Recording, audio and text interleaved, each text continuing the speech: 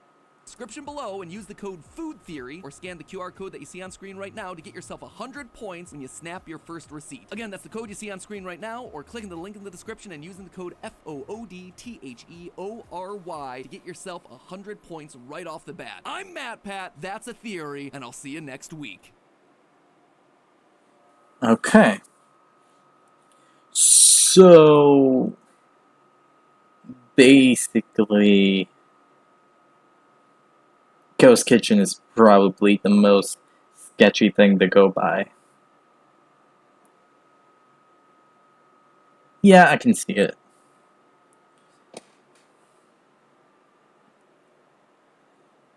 It doesn't really sound like a for sure method of doing things.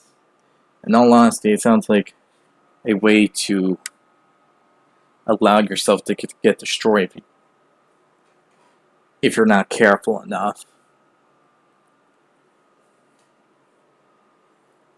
It really does. Because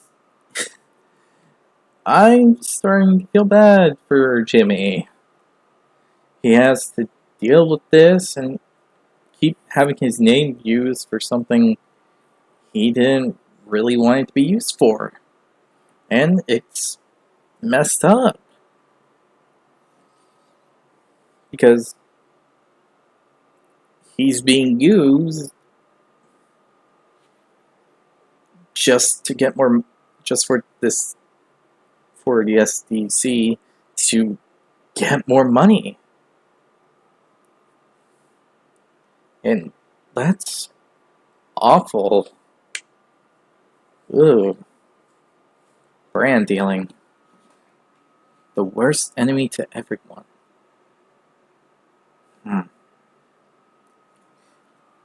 This is crazy, to be honest, so yeah. Anyway, I hope you all enjoyed this video. If you did, hit the like button down below. Hit the subscribe button to support the channel, support the content provided, and so on and so forth. Hit the notification button to be notified immediately when a new video comes out. Other than this,